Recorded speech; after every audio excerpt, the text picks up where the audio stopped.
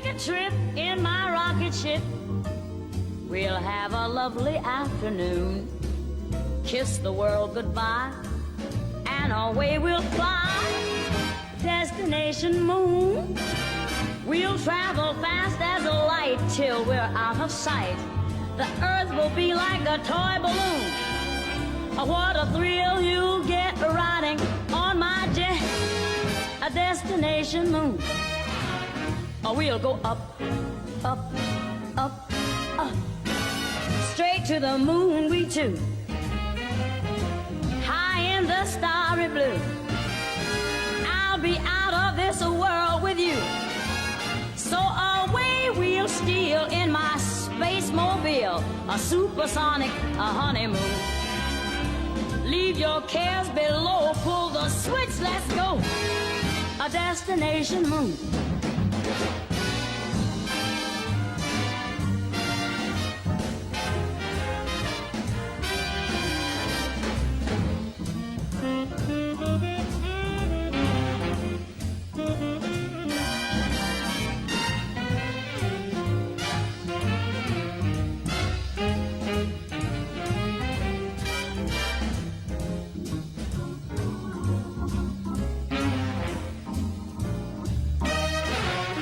We'll go up, up, up, up, straight to the moon we two.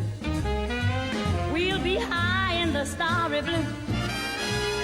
I'll be out of this world with you. So away we'll steal in my jet mobile, a supersonic, a honeymoon. Leave your cares below, pull that switch, let's go. Destination. We're flying high up in the sky. Destination, destination moon.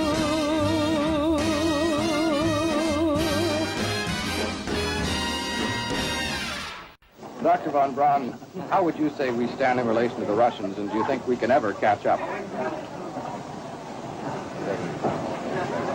I'm convinced that in the space field, the Russians are ahead of us, particularly in large weightlifting capability, and that at the moment the problem is not so much to catch up, but first build up the working speed that they have already demonstrated. After we are running as fast as they do, there's still a considerable gap to close, and only the future will tell whether we'll manage to close that gap. We cannot and will not ever get into this race as we should, so long as all of our objectives are short-term objectives. We've got to have no finite end to our objectives. The end of our objectives should be as far as we can see at any given time. But right now, we need a 10 to 12-year program that has as its ultimate goal the manned domination of space. And if we don't, we're going to be in trouble. I believe that this nation should commit itself to achieving the goal before this decade is out of landing a man on the moon and returning him safely to the earth. We must assure our preeminence in the peaceful exploration of outer space, focusing on an expedition to the moon in this decade. We take an additional risk by making it in full view of the world. But as shown by the feat of astronaut Shepard, this very risk enhances our stature when we are successful. The technology necessary to launch the massive Saturn V rocket and an intercontinental ballistic missile is 95% similar. When the Soviet Union launched mankind's first satellite, Sputnik, in 1957, there was grave concern that they had mastered space ahead of the United States and might use this advantage to launch a first nuclear strike from an orbit high above North America. When they also put the first animal in space, then the first man in space, then achieved the first spacewalk, the first crew of 3, and the first ever of 2 simultaneously orbiting spacecrafts, concern turned to fear and then horror as America watched their communist enemy achieve all these firsts with no hope in sight of ever catching up. President, a member of Congress said today that he was tired of seeing the United States second to Russia in the space field. I suppose he speaks for a lot of others. What is the prospect that we will catch up with Russia and perhaps surpass Russia in this field. However tired anybody may be, and no one is more tired than I am, it is a fact that it's going to take some time, and I think we have to recognize it. They secured these large boosters, which have led to their being first in Sputnik and led to their first putting their man in space. We are, I hope, going to be able to carry out our efforts with due regard to the problem of the life of the man involved this year. But we are behind. If it was impossible to better the Soviets in the space race, which was really a race of technological armaments, what could be done? How could America offset the threat of superior weaponry? Throughout the history of rivalry and war, astute generals of lesser armies than their counterparts have used deceit and misinformation as a method to achieve victory. In World War II, for example, columns of inflatable tanks were placed at locations afar from Normandy to draw German forces away from the real location of invasion. The Star Wars missile defense program rigged tests to make it seem more advanced than it really was. That's the conclusion of the General Accounting Office. The aim was to fool the Soviet Union about US military readiness during the Cold War.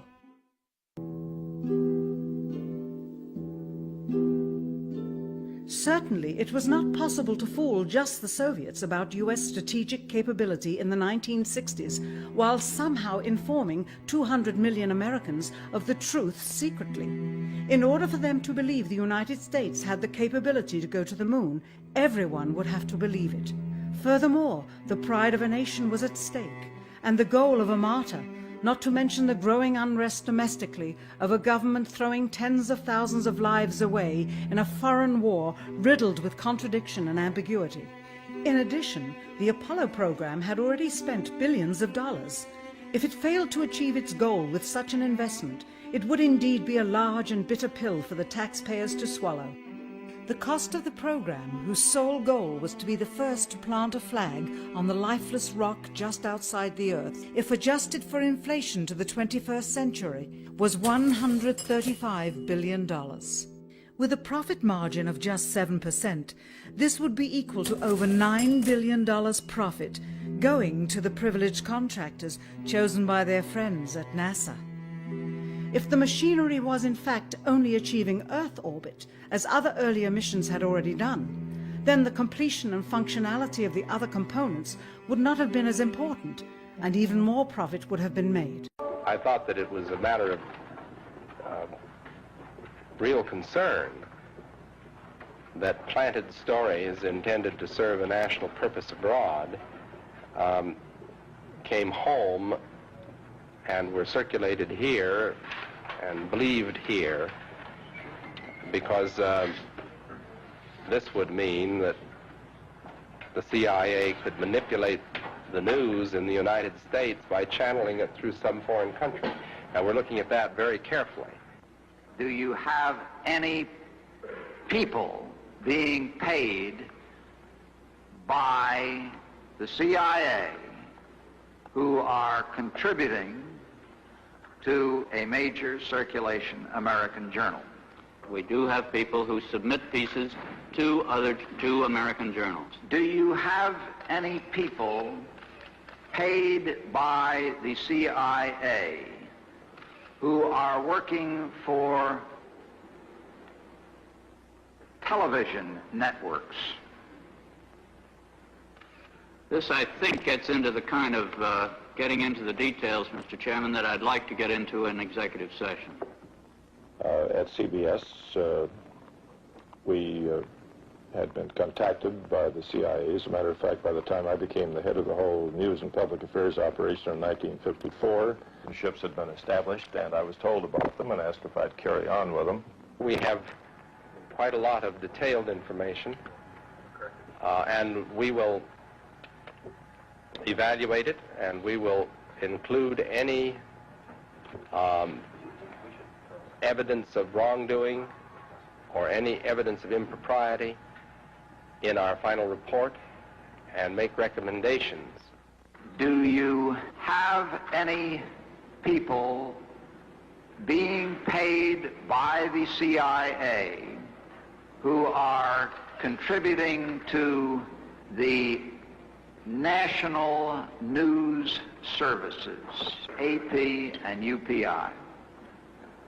Well, again, I think we're getting into the kind of detail, Mr. Chairman, that I'd prefer to handle in executive session.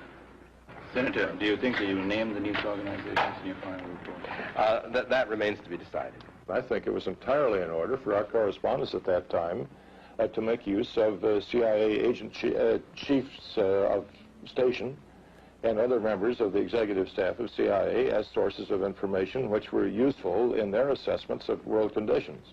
Would you say that continues today? Well, I would think probably for a reporter it would continue today, but because of all of the revelations of the period of the 1970s, it seems to me that a reporter's got to be much more circumspect in doing it now, or he runs the risk of at least being looked at with considerable disfavor by the public. I think you've got to be much more careful about it.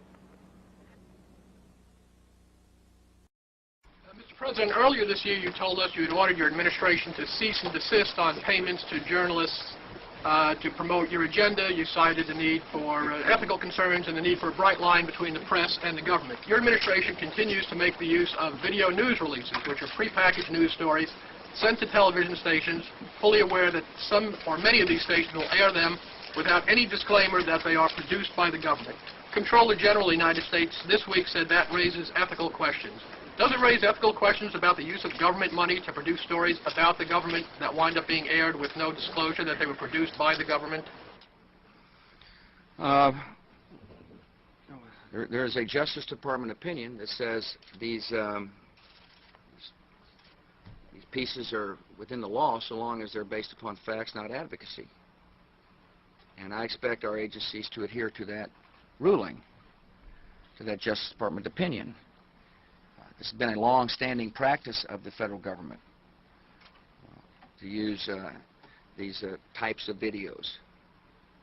Agricultural Department, as I understand, has been using these videos for a long period of time. The Defense Department, other departments have been doing so. It's important that they be based upon the guidelines set out by the Justice Department. Now, I think it'd be helpful if local stations then disclose to their viewers if that's, that this was based upon a factual report and they chose to use it. But evidently in some cases that's not the case. So anyway. To guarantee that's happening by including that language in the prepackaged report. Yeah, I don't, oh, you mean a disclosure? I'm George W. Bush and I... Well, some way to make sure it couldn't air without the disclosure that you believe is so vital. Ken, I mean, there's a procedure that we're going to follow, and the local stations ought to, if there's a deep concern about that, ought to tell their viewers what they're watching. With us, a group of students among America's best. To you, we say, we have only completed a beginning. We leave you much that is undone.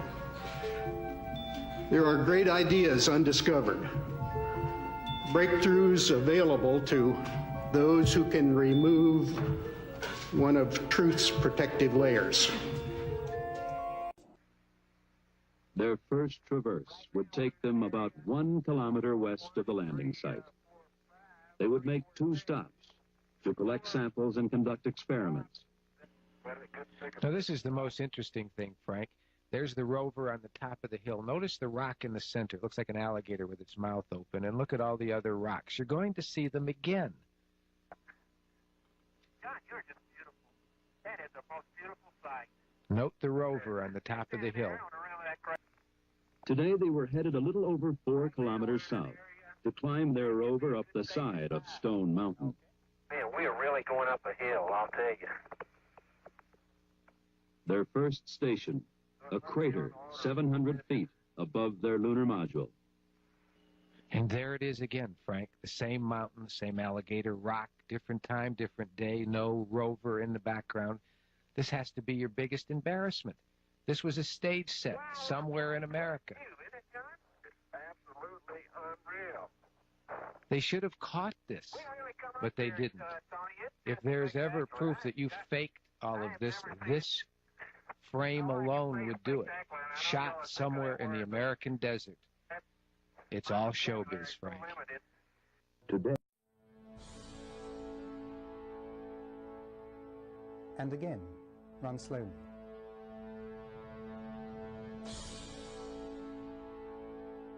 And once more. There are other examples too. This one is from Apollo 17 during the flag scene. You can see the ping at the top of the frame.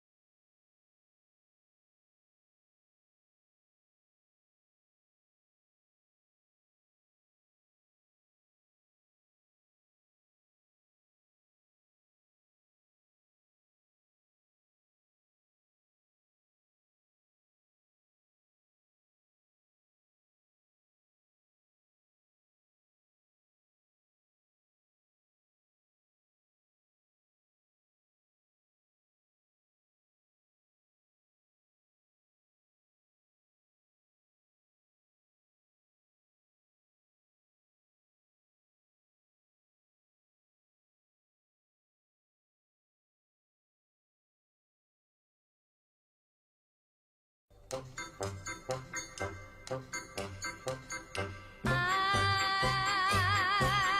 wonder if one day that you say that you care. If you say you love me madly, I'd gladly be there like a puppet on a string.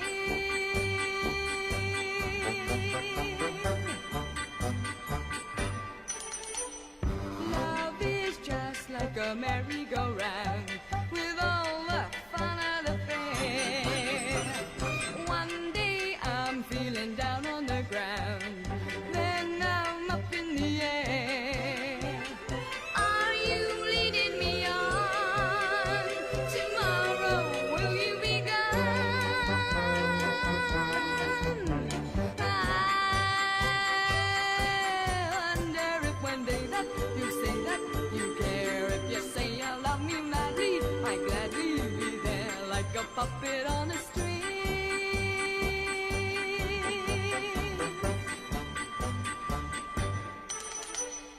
I may win on the roundabout, then I'll lose on the swings. In or out, there is never a doubt just who's pulling the strings. I'm all tied up in you, but where's it leading me to? I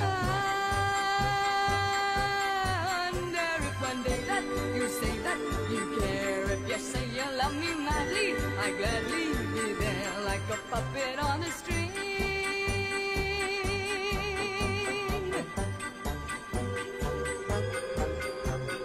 I wonder if one day that you say that you care. If you say you love me madly, I'd gladly be there like a puppet on a string.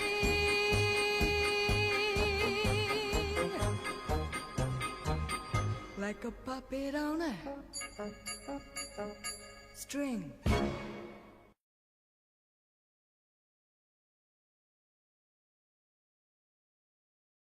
A comedy of errors on a tube. Yeah. Uh-oh.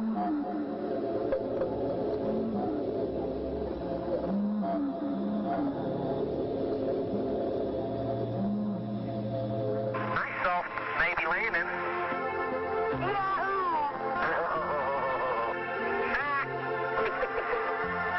Boy, do I like to run up here.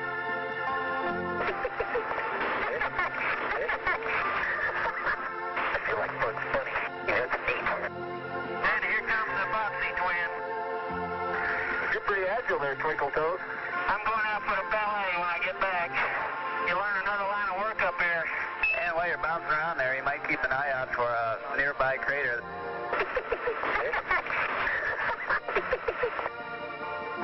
No, Rat. I've been on my knees twice to get back.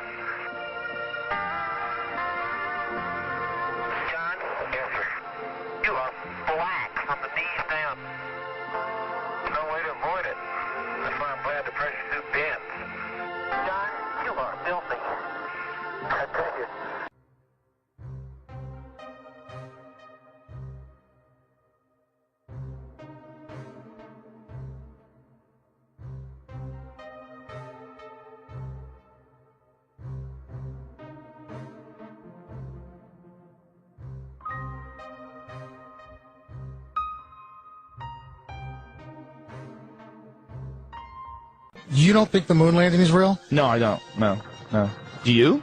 Yeah. Why do you think the moon landing is real? Why don't you tell me why? I saw it on television. Oh, you're a genius. Oh, beep that. Hit that. We'll bleep it. We'll bleep it. No, it's okay. We got That's genius. You saw it on TV? That's awesome. I'm going to show you some CGI. I'm going to show you King Kong. I saw that on TV, too. There's an 80-foot gorilla. He's running around kidnapping white chicks. You should check it out. All I'm saying is, when I look at all of it, when I look at the photographic evidence, or I look at the fact that we haven't been back since 1972, when I look at the fact that no humans except the Apollo astronauts have ever gone through the Van Allen radiation belt, the fact that no one's even done a flyby around the moon since then, it seems weird to me. When I look at the press conference and I see Buzz Aldrin and Neil Armstrong and Michael Collins nervous and weird and obviously, like, being deceptive after they came back, I go, what is that? I look at all that stuff. When I look at the video footage that Bart Seabrook character, who's clearly out of his mind, for sure. And so is that Renee guy. So are a lot of those guys. But sometimes, occasionally, someone who's clearly out of their mind has a point. If you can sift through all their BS and look at all the crap that they say and run it through a filter, every now and then they'll say something, oh, well, this guy's wrong about almost everything, but is he wrong about that? Now, when I look at that video and some of the video that Seabrook has of them faking the distance between the Earth and the moon when they're shooting the moon, or the Earth rather, through a circular window in the lunar module, and they have the windows blacked out. They're pretending that it's deep space. They're saying that they're 130,000 miles out, and then you see them pull the window curtains down, or the shade, whatever they have covering up with the windows, and you see that they're actually in near-Earth orbit. That makes me curious. When I look at the photographs and I see intersecting shadows. Now, I'm no photographic expert. I don't know anything about the moon, really, except stuff that I've read on the internet. I'm no scientist. But when I see intersecting shadows that seem to show some sort of a different light source, or more than one light source, it looks odd to me. When I see that those crosshairs aren't over all the images, it looks cut and cropped to me. When I look at some of the photographs of the moon, I have this gigantic coffee table book, and it's all, a NASA book, and it's beautiful pictures of the moon and all these different photographs. Well, when I look at some of them, they look obviously fake. They look cut and cropped. And I'm not saying I know they are. I'm not saying I have any special information. But I'm an open-minded person, and when I look at it, I say, look, I know I sound like a retard. I know I sound like a crackpot. I know saying that, the Earth is hollow, there's dinosaurs inside of it, I'm sure. It's very similar to saying I don't think people landed on the moon. But you know what? I don't think people landed on the moon. There's no way people went on the moon. There's no way. There's no way people went on the moon. There's no way. Neil Tyson, thank you very much for coming on here, man. This is an honor. This is a blast.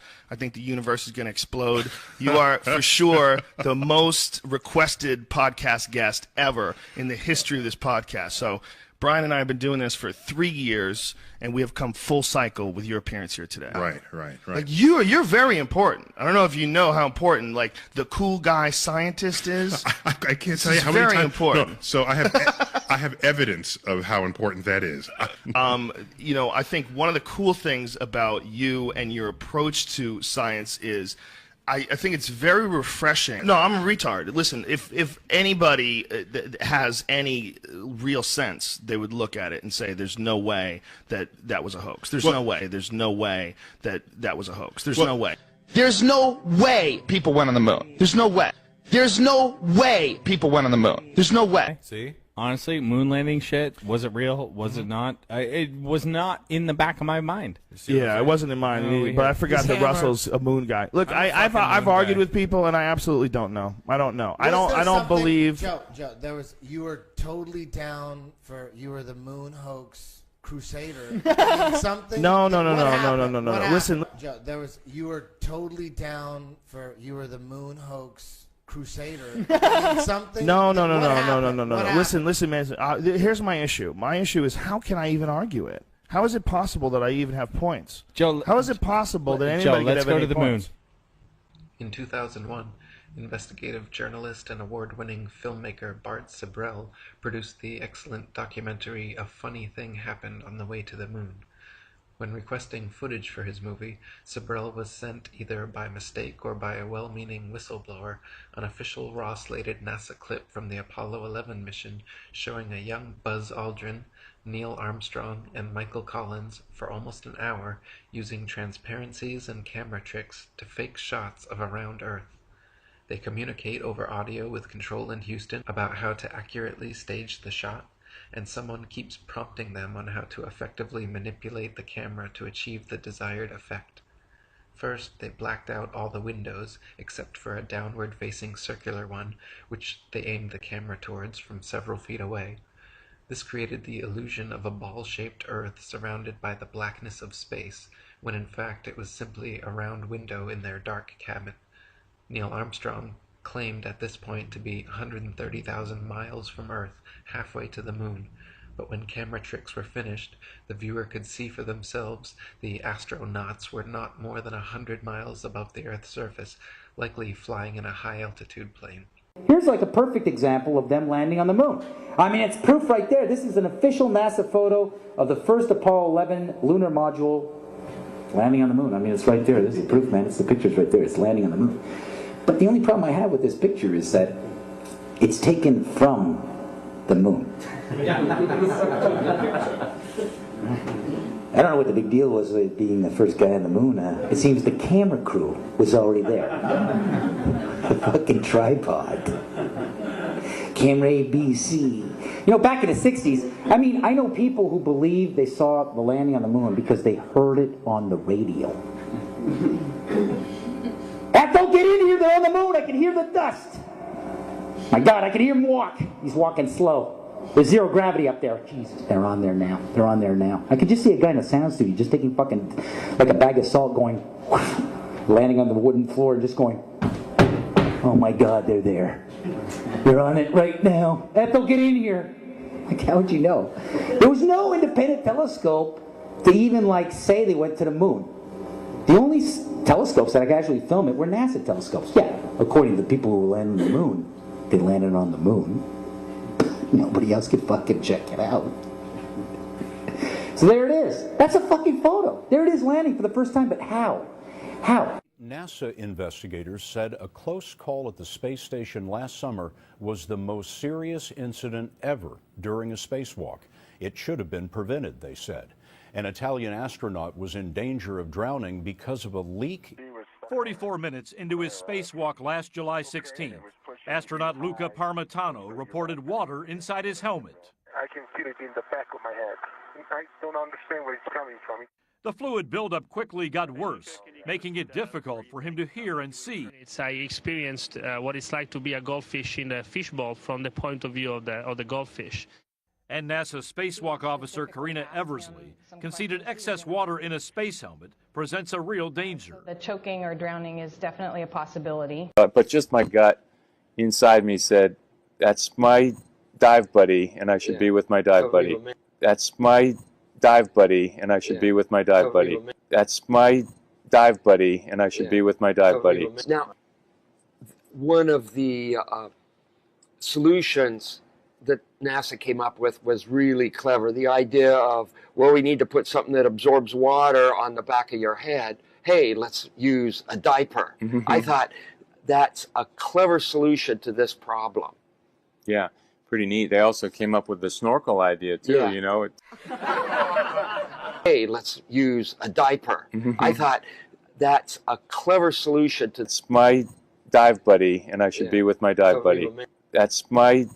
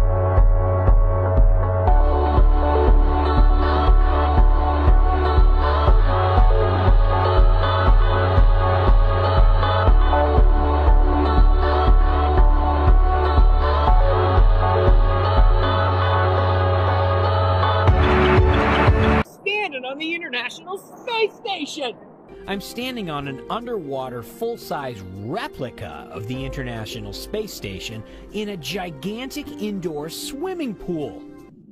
You gotta tell me what it's like to be in space. What's it like to be in space? Well, it's a lot like being in the pool here. Could you please push me against the structure once again? Yes, and proceed this way. Yes, and proceed this way. Yes, and proceed this way.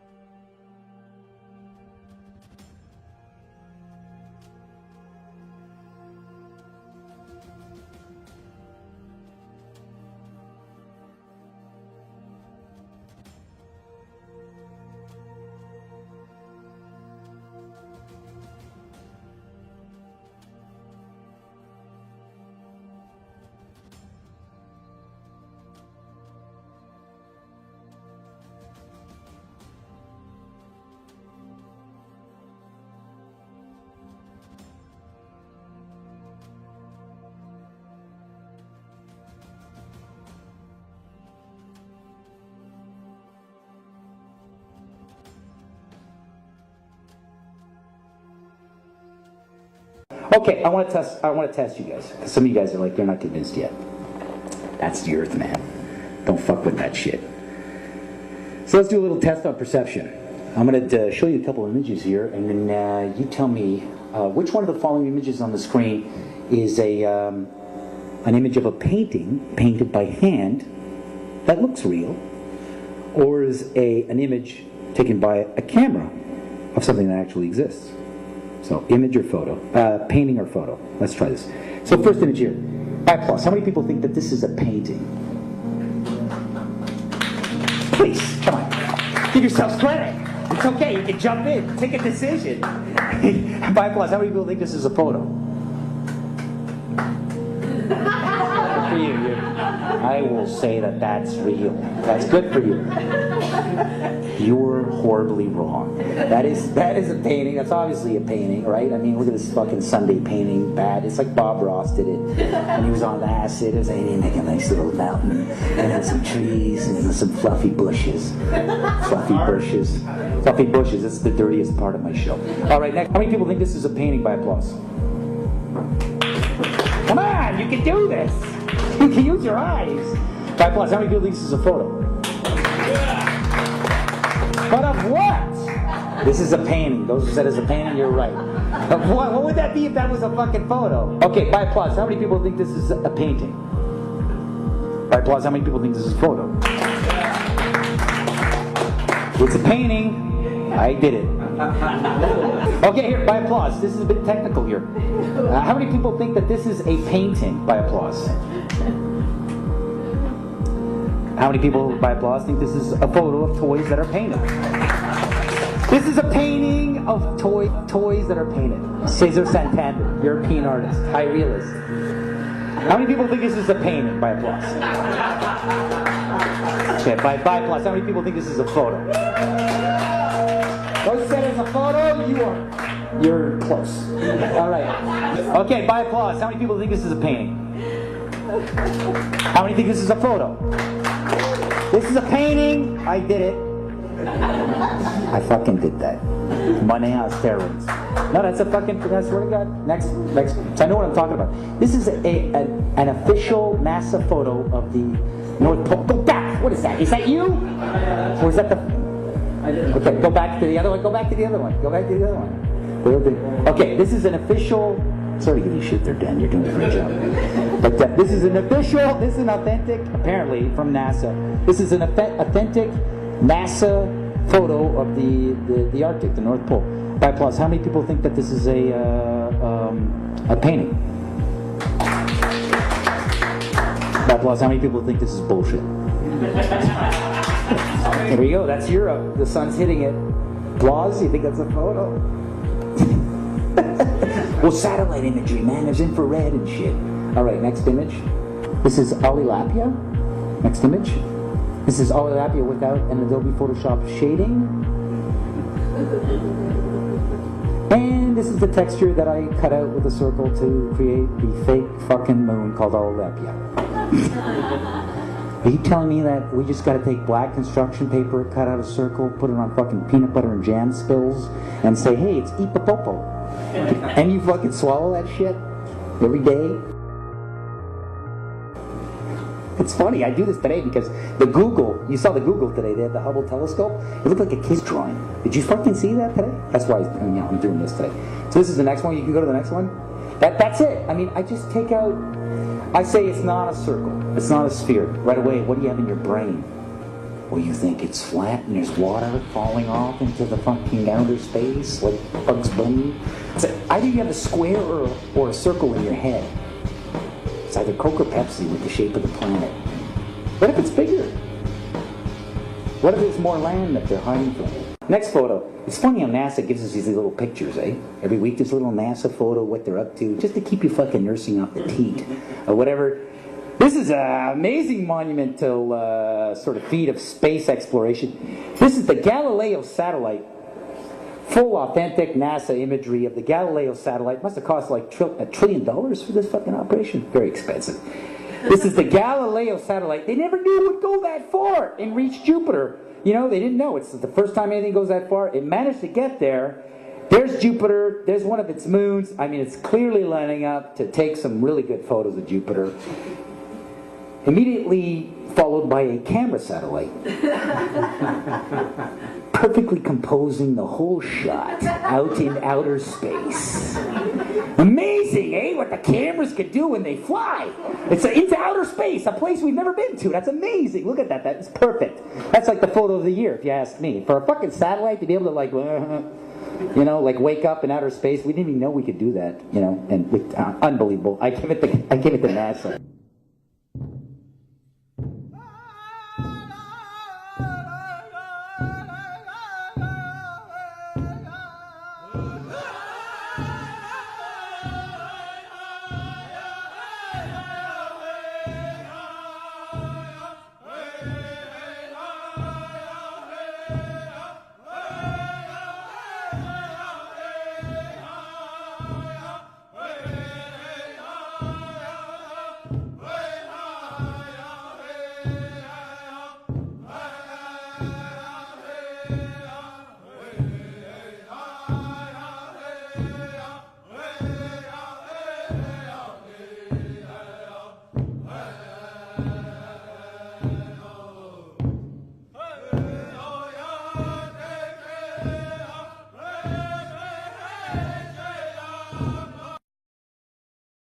Supposed two images provided from NASA of Jupiter.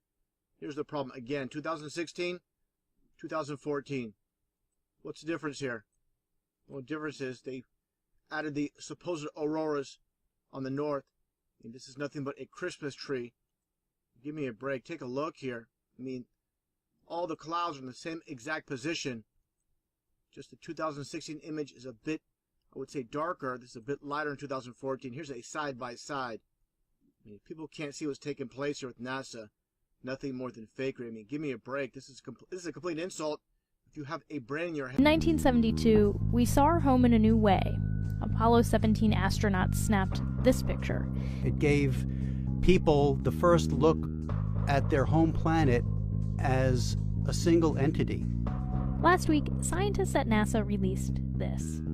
The shot is compiled from data from NASA's VEERS instrument, which orbits the Earth about every 100 minutes, taking measurements of light coming off the planet. That can be translated into ribbons of imagery like this, and then into one of these. And this is just the latest in NASA's Earth from Space album, which may be one of the most mind-expanding collections of images in human history. Then in 2002, Blue Marble 2.0. NASA's Rob Simon made this. Simon's job is... It's primarily taking data and making pictures out of it? That's what this is. A composite of data sets from several different instruments translated into a picture. So we actually had to take clouds out. They stashed the clouds for later, went onto the ocean. That came from an instrument that measures phytoplankton in the sea. where it was low, I colored it dark blue because they're low mostly in mid-oceans. And then where it was a little bit higher, it was like a little bit brighter green. Then add the clouds back in. There's a small problem with it because there's a very slight gap in between each orbit. So some of those are painted on. It is photoshopped, but it's has to be. Then there was another layer to sort of simulate the atmosphere. And then there's this little bright spot. It's called the specular highlight. So it's the reflection of sunlight off of water. Those are the pieces, but you can't just slap them all together. It just didn't look realistic. It looks kind of flat, or the clouds are sort of too see-through. So I just hit Command-Z a lot. There's artistry to creating the world. What I imagine it to be. Unfortunately, I'm not an astronaut. I've never been to space. But I've looked at these images over and over again, trying to sort of get the essence of it. It is photoshopped, but it's has to be. It is photoshopped, but it's has to be. It is photoshopped, but it's has to be. It is photoshopped, but it's has to be. The space station itself is, I like to see pictures of it. It looks to me like it's an animation, like this was a cartoon. But the space station itself is, I like to see pictures of it. It looks to me like it's an animation, like this was a cartoon, but that's a real place.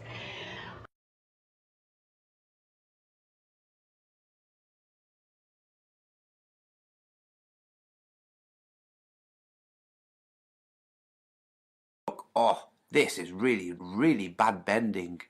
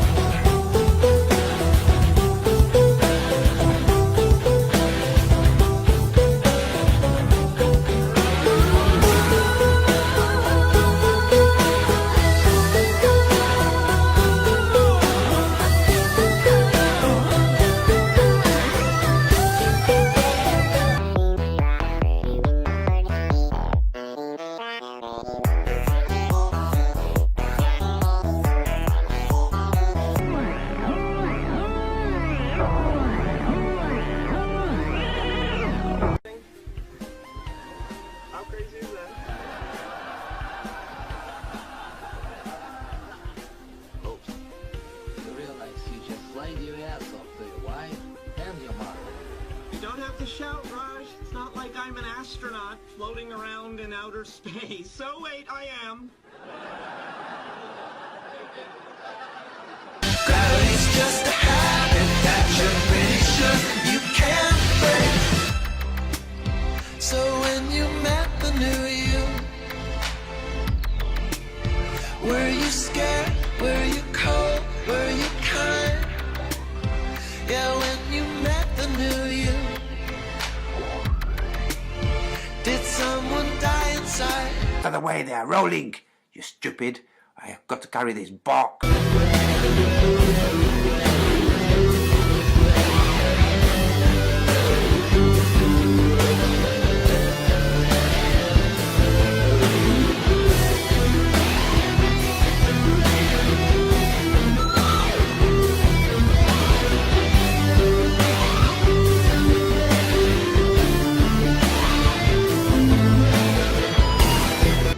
Oh look, it's a bouncy, bouncy, bouncy, bouncy, bouncy, the door, bouncy, bouncy. Truly. We have to introduce the concept of free fall.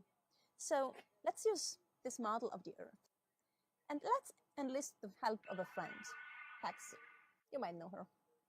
Ladies and gentlemen, if you didn't figure out by now, I'm going to be the first man to actually tell you this, that teleportation is officially real. We are live in the ISS, and guess what? Teleportation is real. Let's go back and relook at that clip again. You see it now, watch. Oh, wait. See, this, ladies and gentlemen, should let you know that this is only done through the usage of chroma key. This is chroma key technology. This is green screen or blue screen technology. That's what is being utilized here. This is simply virtual reality that is actually being fed to you, and you're taking this virtual reality, making it the reality. When in fact, all this is simply just virtual CGI, computer-generated images that are simply being utilized to aid with these missions of the ISS. Now, I'm going to make this as short as I can. Anyone that has experience with chroma key, or anyone who has experience with virtual reality, to better make things work like what you just seen in that video there, how this thing just magically appeared out of nowhere, this doll, this toy, you need the aid of either a blue screen or a green screen to successfully make this virtual reality appear nicely and go nice and smooth. Now, this scenery is properly staged. That's something you have to know. Everything is staged. You cannot do things like that, what you just seen, that virtual reality. In order for for them to do that scenery, to be like that, it's properly staged. Now, for those that are still skeptical, let's go to the American side of things and let's see, again, we're still at the ISS, the International Swimming Station. Let's go and see what they have to offer, and hopefully you will be able to understand exactly the deal with chroma key and feathering and all those kinds of effects. Let's take a look at the American side of things. Now observe this next clip. What you are simply seeing is the usage of CGI, and this is 100% proof that this definitely cannot be real. These people cannot be in the space station or so, as they claim. When you look at this, I want you to see this man's arm disappear right in front of you as he goes in the corner. You see that? Once again, first of all, you may think that your eyes are simply tricking you, or you are probably just seeing things and it's not real, but I'm assuring you right now, this is very real. This is the footage that's been obtained from NASA itself. So what you are seeing, this is a raw footage that has not been tampered with. This is directly from the so-called ISS, the International Swimming Station. So you decide for yourself. If we have the technology to build the space station and have people go and live in the space station for months and months at a time, and they are there constantly reporting back to Earth the things that they are finding there, then the question is, why go through all this trouble as far as faking the space station itself? Why go through the trouble of faking these people in space who are supposed to be the astronauts who are in space and have their arms disappear from the screen just like that? Why have that? Why go through all that trouble? In addition to this, let me point out to you that they've done a sloppy job that allowed them to be busted once again. So the question is, will you trust these people? Are they trustworthy? Well, I'm not going to make the decision for you, but I'll help you understand what you're dealing with. If these people can go through all the trouble of faking the moon landing and writing it in the history book saying that they landed on the moon when they didn't go on the moon, in addition to this, also have the audacity to fake the ISS and fake the people who are in space to the point where their arms disappear off the screen, and also at the same time fake teleportation stuff using CGI and all that nonsense. The question is, will you still trust them? Well, I'll let you be the judge for that. Yay or nay, that will be for your own to decide. Hello, my name is Bailey. This question is for Chris. What was high school like for you?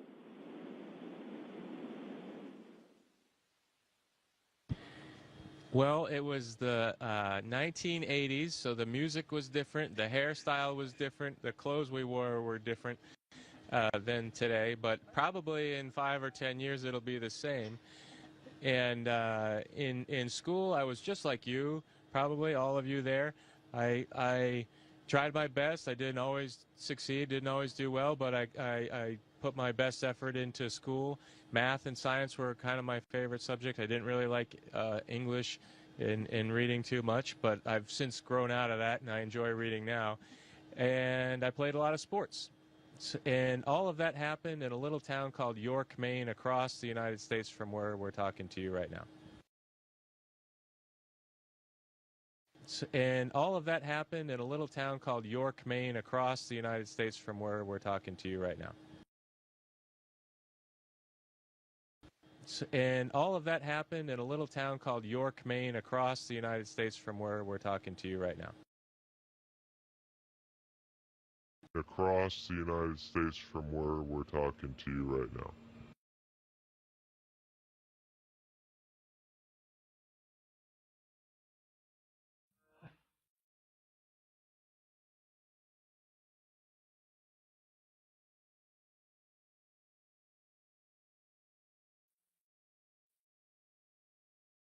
But just my gut inside me said, that's my dive buddy, and I should be with my dive buddy. That's my dive buddy, and I should be with my dive buddy. Ah, there is the curve of the Earth. Now we can all relax because the world is a globe, and we know that is for true because they show it to us on TV.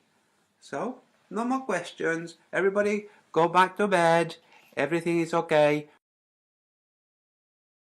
The images are now starting to roll in from the new Mars rover Curiosity, including a stop-action video of the jettisoned heat shield as the rover separated and headed toward landing. We got the first high-resolution still pictures as well today showing its new home. And at the NASA briefing today, they called the surroundings Earth-like and admitted it looks like the Mojave Desert. It all happens faster than the time it takes to send one radio command from Earth.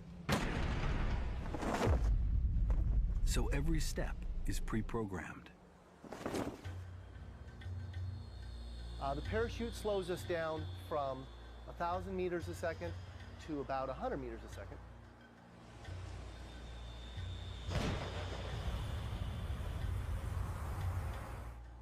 So far, it looks a lot like any other Mars landing. But now, things take a strange twist. Go into a powered descent mode.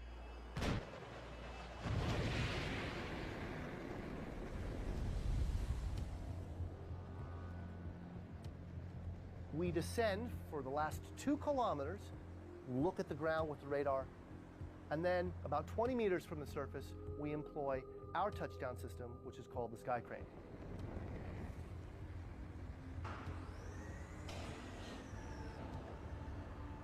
We deploy the rover. We are still maintaining a constant vertical velocity.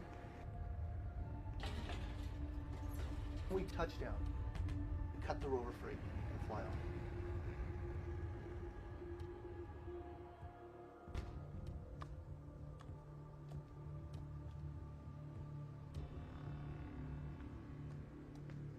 It is a new architecture, and frankly, it looks crazy. It looked weird. It looked scary. Very crazy, wacky thing. And it looked like that to the folks at NASA headquarters. And so we went through what ended up being close to 2 hours. There's lots of questions, there's probing. 5, 4, 3, 2, 1, fire.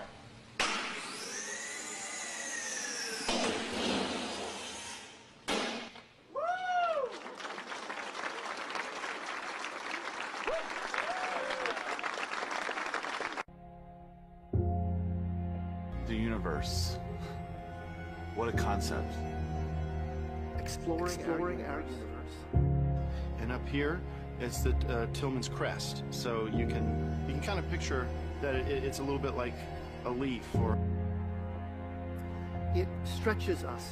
It extends us. And for example, you have Grauman's Center right here, and then you have Undiscovered Worlds and Sector 8. When we explore, we're really asking questions about ourselves. How grand are we? The time it takes to get from one star to another star is insane. You need to travel at the speed of light. We explore, we're wondering at the edges of us, exploring our universe. If you could put the universe into a tube, you'd end up with a very long tube. Gale Crater. It's the Tillman's Crest. That rocked. Seriously, is that not cool or what?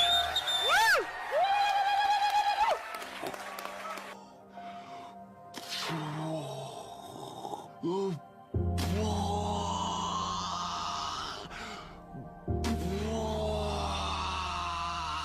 I think that this nation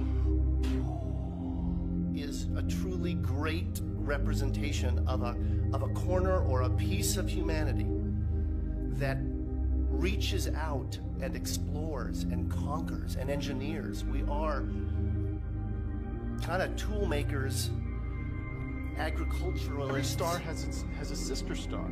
A huge crater near the equator. That rhymes. If you could put the universe into a tube, you'd end up with a very long tube, probably extending twice the size of the universe. This is a shaded topographical relief map. A black hole. You're in an emotional void. You're in what we call, at work, the dark room. Okay, we're going to open it up to questions now from the news media. Adam, tell us about the landing. All right, Greg. I can't tell you too much about it. I mean, it looks good. See the little dipster, or I see the big dipster. Every star has a sister star.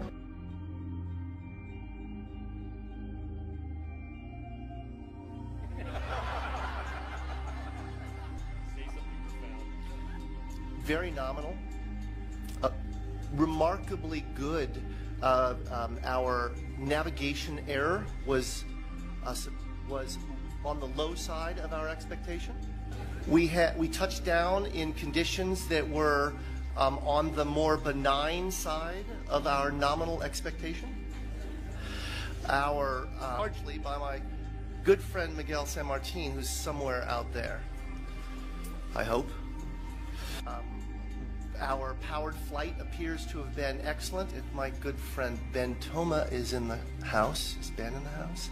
I have to ask you, what kind of file type, can you tell us about the image file type and compression that was used to send this very important couple of thumbnails back from Mars? Yes, unfortunately I absolutely cannot. If Justin Mackey is in the room, or... Gonna call your daughter Curiosity? A little more than 48 hours ago, you told me you would tell me a secret. Once Curiosity landed. Can I have my secret? Yeah, what was it? Leo Enright from Irish television, coordinates for the landing that go down to something like 5 decimal points. I just wanted to confirm with you that that you do have those sort of coordinates. And am I reading those coordinates correctly when I see that it looks as though you landed within 500 meters of the skirt around the mountain? That, I mean, you're really very close to the mountain at the closer end in the landing ellipse, and possibly within striking distance of the phyllosilicate trench. I can't confirm that. My estimate, I'm looking for somebody. Yes, there's somebody in the audience here who has that in the tip of their noggin. We should have soon that estimate. I may be imagining this, but the one time during the landing the temperature seemed to drop in the room was when Adam asked for OD 278, and they said, no, we only have 277. What was happening, or was it anything of significance? No. With our simulation tool, based on those updated ODs. And so I had seen that OD at 228 had come up, and I was asking if they had that, because I had it, and they didn't have it over there yet, and they had sort of, that was what that was about. There are hundreds of stars in the sky, and all you have to do is look with your eyes. If you can picture a star, imagine a basketball or a small baseball that becomes larger to be the size of a basketball, and then quadruple it. and this was the 2012 landing briefing. So it's the conference after they've supposedly successfully landed the Curiosity rover on Mars, and one of the main speakers there was this guy Adam Steltzner. So they were being asked questions by the press, and let's just have a look at this little clip of Adam Steltzner, who's one of the lead engineers. I think he supposedly devised the sky crane, yeah, the method by which the thing is actually landing. That's right. He was the guy who sort of pushed for the sky crane system to be used. Yeah. Right. So let's just take a look at this. Adam, tell us about the landing. All right, Greg. I can't tell you too much about it. I mean, it looks good. I'm being a little flip. In short, it looked extremely clean. We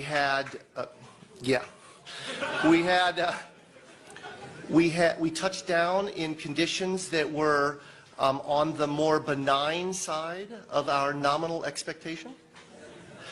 By the way, I want to preface everything. This is preliminary data scooped with the sieve in the cacophony of the control room during the celebration, right? And largely by my good friend Miguel San Martin, who's somewhere out there, I hope.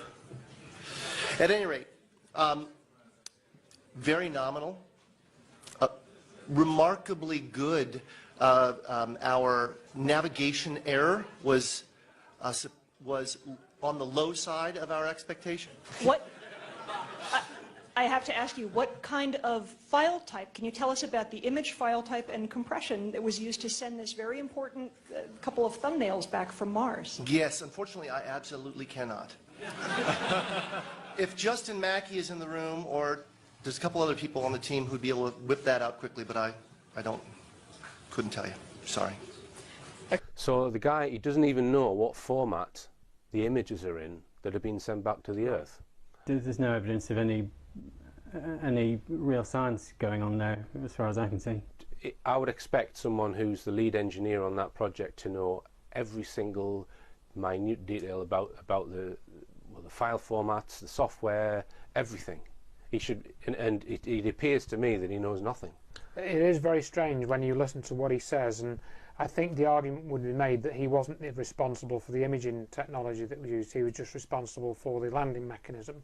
Even so, I would expect him to have an interest in the imaging technology, because that's what his lander is being used for, to get the images, for heaven's sake. So you would expect him to be interested more enough to be able to answer that question. In fact, that's a theme in that question and answer session, isn't it?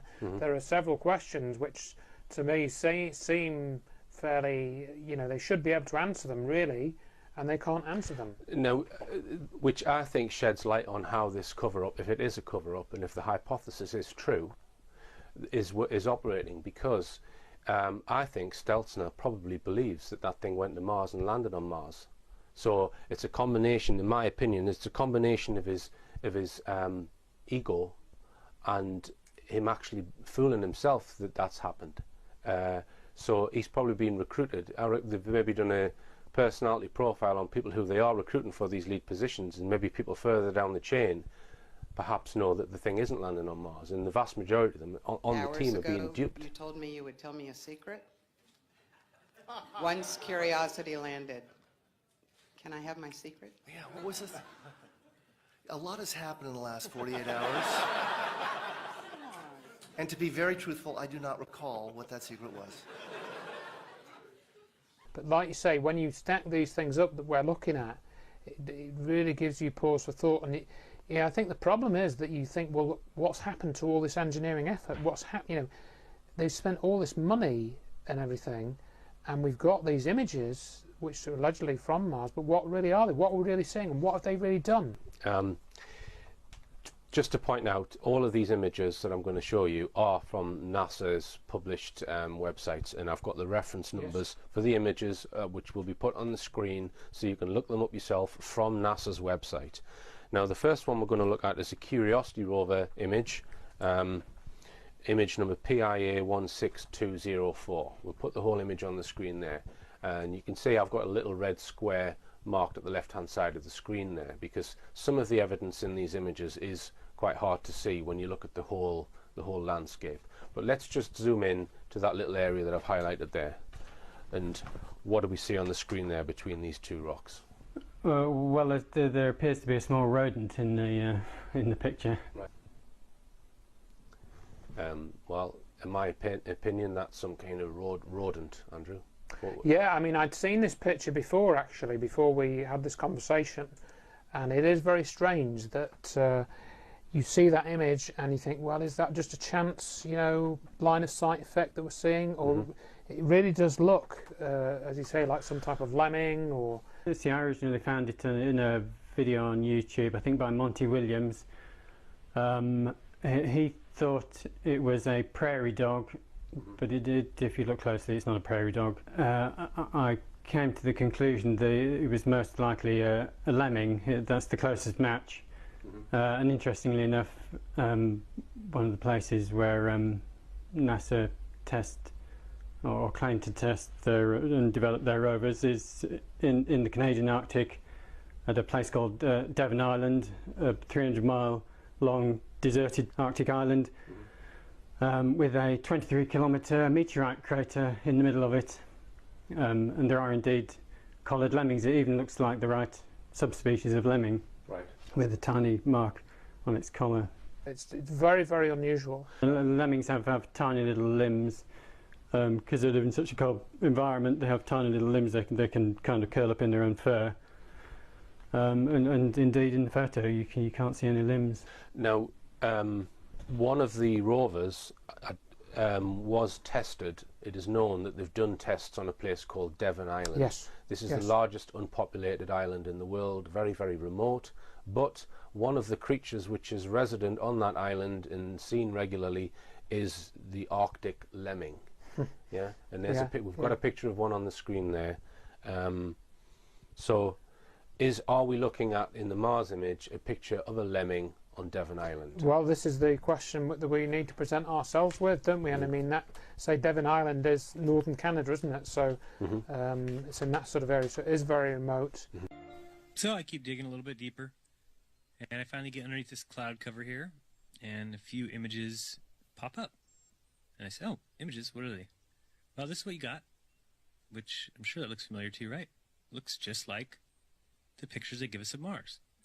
So I'm just kind of creeping around here and definitely noticing the same kind of undulation changes and same kind of rock, same kind of dirt. Only thing that's missing is that nice little red tint that they pay somebody $150,000 a year to put on there, right? Whose orange Hummer is this? Okay, that looks like a NASA symbol. Well, let's dig a little further because I can't really see anything on here other than certainly looks like a NASA symbol. And I can't read that. Tried. Cameras set up, tents, ATVs, food. They've been there a while. It's not a one-day trip. Got their antennas set up out in the middle of nowhere in Greenland. Another ATV, a leveler equipment. So I'll keep kind of going through here and see if it... What the...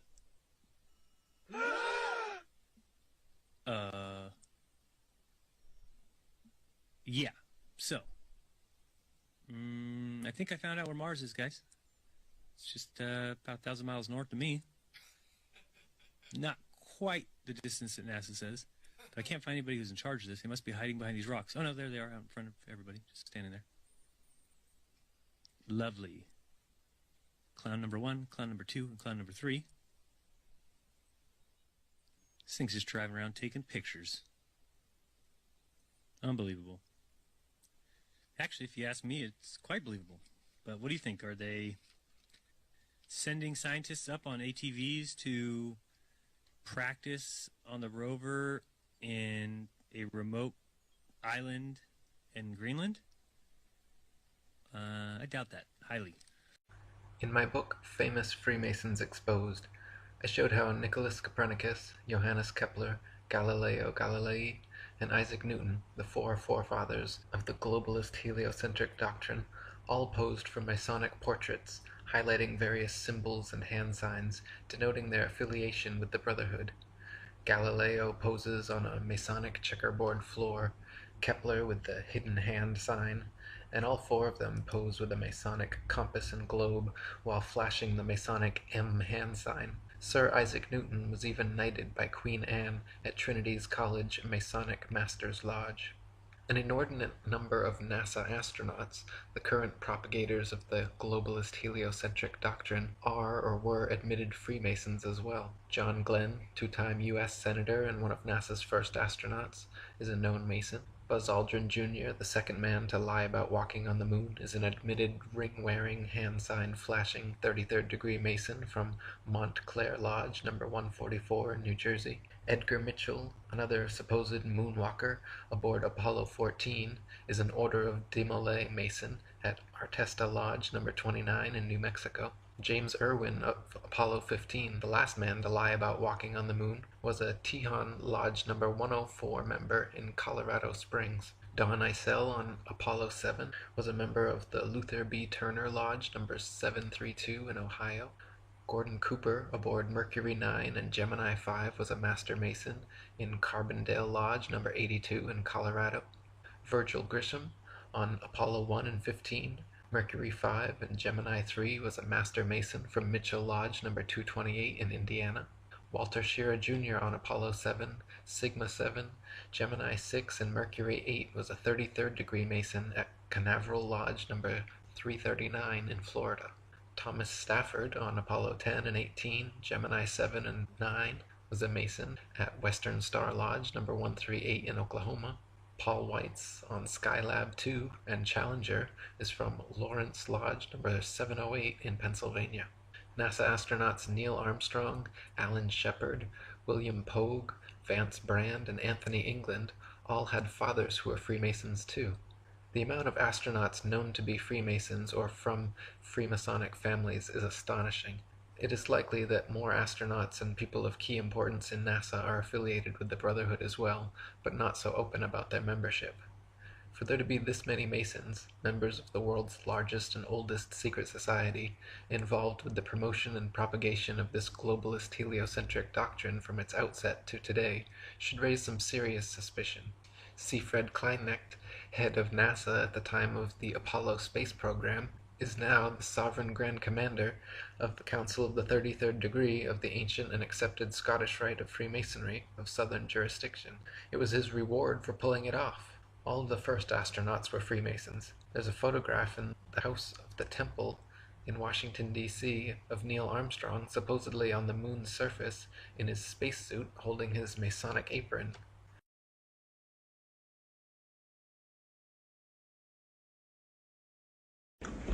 Ladies and gentlemen, the very word secrecy is repugnant in a free and open society, and we are, as a people, inherently and historically opposed to secret societies, to secret oaths, and to secret proceedings.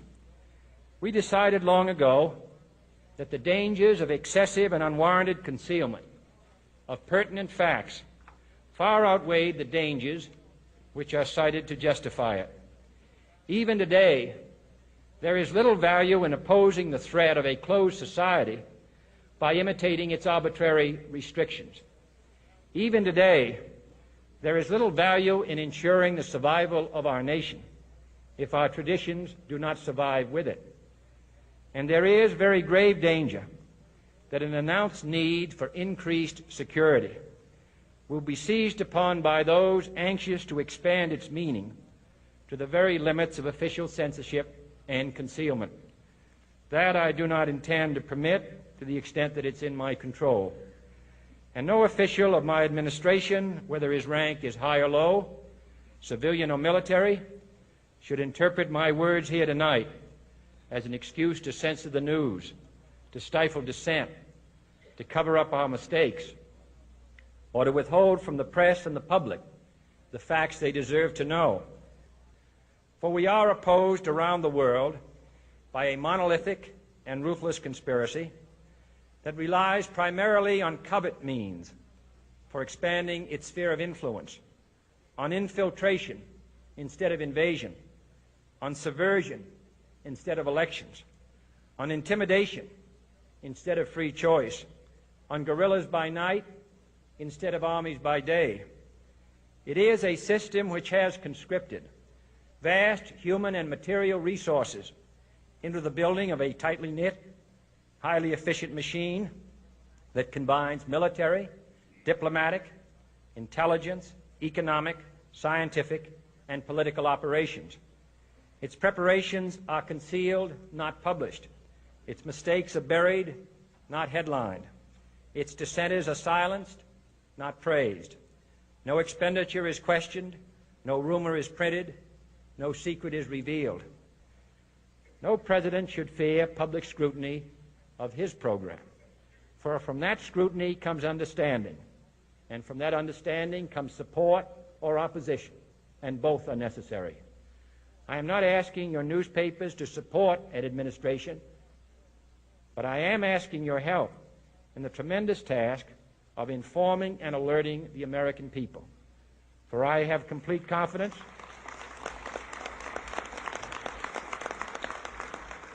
in the response and dedication of our citizens whenever they are fully informed. I not only could not stifle controversy among your readers, I welcome it. This administration intends to be candid about its errors. For as a wise man once said, an error doesn't become a mistake until you refuse to correct it. We intend to accept full responsibility for our errors, and we expect you to point them out when we miss them. Without debate, without criticism, no administration and no country can succeed, and no republic can survive. That is why the Athenian lawmaker Solon decreed it a crime for any citizen to shrink from controversy. And that is why our press was protected by the First Amendment, the only business in America specifically protected by the Constitution, not primarily to amuse and entertain, not to emphasize the trivial and the sentimental, not to simply give the public what it wants, but to inform, to arouse, to reflect, to state our dangers and our opportunities, to indicate our crises and our choices, to lead, mold, educate, and sometimes even anger public opinion. This means greater coverage and analysis of international news, for it is no longer far away and foreign, but close at hand and local. It means greater attention to improved understanding of the news, as well as improved transmission. And it means, finally, that government at all levels must meet its obligation to provide you with the fullest possible information outside the narrowest limits of national security. And so it is to the printing press, to the recorder of man's deeds, the keeper of his conscience, the courier of his news, that we look for strength and assistance, confident that with your help, man will be what he was born to be, free and independent. With us, a group of students among America's best. To you, we say, we have only completed a beginning. We leave you much that is undone. There are great ideas undiscovered, breakthroughs available to those who can remove one of truth's protective layers.